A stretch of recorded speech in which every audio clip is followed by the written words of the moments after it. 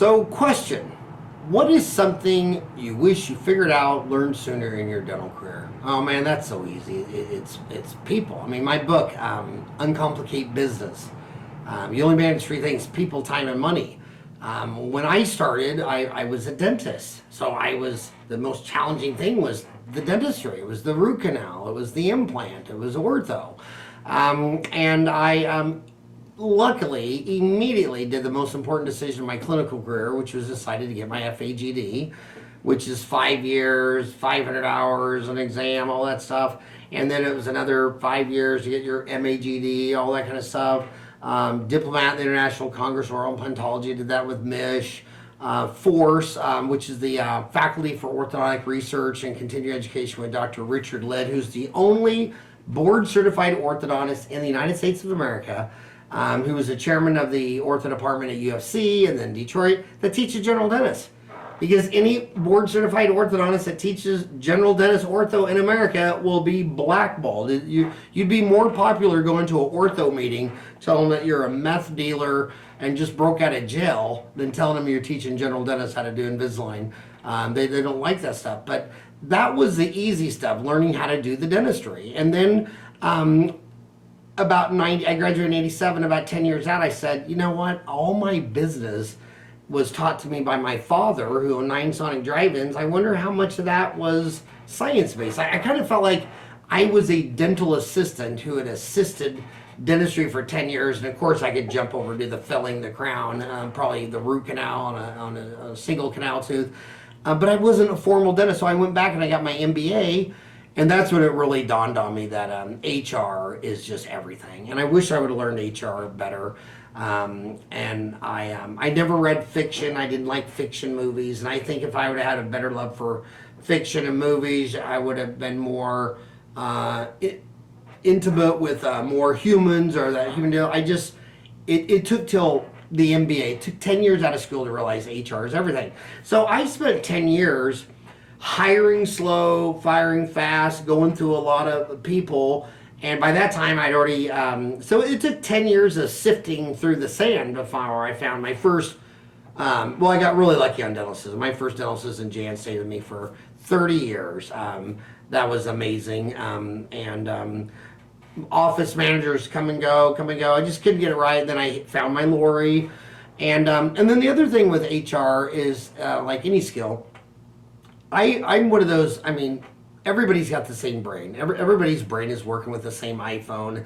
And since you're a Homo sapien, you can think that this guy's smarter. But let's leave that species and go to, if I showed you 100 ants, how absurd would it be if I said, oh, see that ant over here? He's a genius, and this one's not very smart. Or if I did that with dolphins or chimpanzees or giraffes, squirrels. So the guy asked me the other day, he goes, do you think my daughter's crazy? I said, well, do you think that squirrel's crazy? Do you think that rabbit's crazy? I think it's an animal on Earth. I think all humans, beings, animals, birds, I think they're all freaking crazy. They're all wild animals. But back to that HR, man, some people just have better instincts. And the research is pretty clear that those people are usually introverts because they're listening. If you watch a massive extrovert alpha bull male dentist do an interview with a potential hiree for a hygienist, he's doing all the talking. He's selling. He's telling about how great his office is, where he went, his FAGD, and I'm sitting there thinking, she didn't say a damn word, and you sold yourself for 30 minutes, and she's applying for a job for you. Are you giving her money, or is she giving you money? Introverts are always the best. You see them, look at CEOs in the Fortune 500. Money's the answer. What's the question? It matters most in the Russell 2000. Wall Street is intense on this stuff. All the CEOs are introverts. You don't even know them. And that's why they'll play up like a Herb Kelleher, a Southwest Airlines, or an Elon Musk, or the guy with Steve Jobs. Yeah, there might be a few with a personality that can give a lecture, but in my lifetime, the companies that grew like 30,000% or more, like say Walgreens, name the CEO.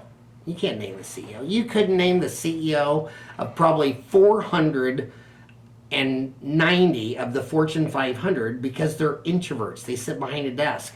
They listen during the interview. They're not talking. They listen to when an employee or a customer gives them a complaint. So extroverts, they have their rightful place. You know, they're good. They're great for sales, but that's a great importance. The Fortune 500 never ever will fill the CEO position from someone in sales and marketing, because in order to sell, you got to create a story. There might be half fiction, and you're trying to get a close, and all they overpromise, underdeliver. They exaggerate the benefits and downplay the negatives, and that's the perfect personality for selling. But it's a horrible personality for managing. And I've seen that in dental offices. There's a lot of big $1 million practices where the guy's, he's a cosmetic, implant, dental guru, whatever, and he's all personality. He's great for getting, every other orthodontist is getting 12 starts a month. He's getting 25 starts a month. He sells the big cases, all that stuff. Those guys are often the worst managers, and that person usually has an inside man.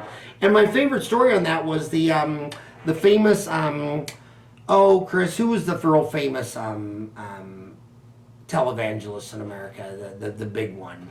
I mean, there's a lot these days. But the biggest one in my lifetime, just the big legend one. What's his name? I don't even know. He just died not too long ago. Big televangelist legend who died.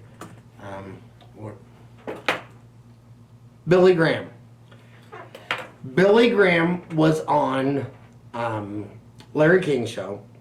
And Larry King said, Billy, America, it's got 1/3 billion people. It's got a gazillion towns. The average town in America has 10 churches. I'm talking about rural America. He said, why you? I mean, you're all reading the same book. Why you? He said, man, that was easy. He says, I just wanted to do dentistry. I just wanted to do root canals, fillings, and crowns. I just wanted to be a preacher. I wanted to write sermons. I wanted to do the deal. And I knew I wasn't interested in collection, asking for money, managing a church, so I found myself an inside man.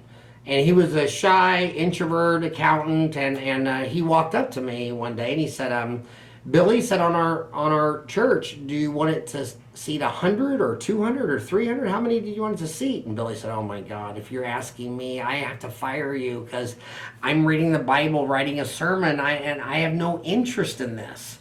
And he said, I wanted to get an independent person who would know that answer. And he goes, well, I think we can only afford 100. He goes, then we can only afford 100. Why are you asking me? You do the inside, I'll do the outside.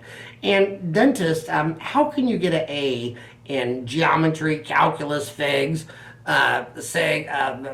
geometry, calculus, physics, biology? How do you know the difference in a cosine and a tangent at your age? And tell me that you're not good in managerial accounting, financing. Do you balance your own bank statement? No. If you don't, that means you're not interested. If you do, you are. Do you save all your receipts? I have everything I've ever done on Peachtree Accounting. I can tell you how much each one of my kids cost because I've been on the same software deal. So if you're not good at it, it means you're not interested in it. And if you do things for money that you don't like to do, it's going to end badly. Why do you think 95% of hookers are heroin addicts? Because they hate their job. If you hate managerial accounting, if you hate HR, if you hate doing job descriptions and quarterly employee evaluations, and I know Dennis says that when he has to go into work the next day to fire someone, he literally can't sleep, and when he gets up to shower, first thing he does in the shower is he throws up. Dude, you're not allowed to do HR, okay? So if you hate something, it's not because you're dumb. If you have really high overhead, you're not dumb. Rick Kirshner, he was obsessed with managerial accounting, financial accounting, mean and lean hygiene was the basic foundations for me. Rick Workman of Heartland, so many great ones, all were students of the great Rick Kirshner, but Rick loved that stuff. If you don't love that stuff, you're not dumb. I mean, Rick loves golf. I seriously would rather be hit with a golf ball than go spend 4 hours on a golf club. I'd just go out there and say, Rick, can you just tee one up and just drive it right into my gut and then we'll be done? I'd take that over walking 4 hours around a golf course with a, so country music. It's not right or wrong. My son Eric likes country music. I just say, do we have to listen to the country? I'll take no music over country music, but he loves it loud. It's just preference. What is your interest? So HR, it's everything. And they asked Bill Gates, they said, how did you become the richest guy in the world? He said, because I made 10,000 millionaires. And the greatest business in the world, all of them have to start keeping employees 5 years longer. I'm 59 years old, and I've got employees that have been with me 30 years, 20 years, 10 years. So if you can't find your legendary employees who are going to be with you 5, 10, 15, 20 years, like Tom Jacoby's, I hired him in 2000. It's 2022, 22 years. I don't have to manage anything he does on the Downtown Magazine, the editorial. He's off to the CDA. You find those right people, and that you lift them up. Well, they lift you up all the way to the top. The only reason I am what I am today is because I have my Lori, my Stacy, my Tom Jacoby, my Ken Scott, my Chris, all these people that build you up. So yeah, I wish I would have learned HR more faster than dentistry and accounting.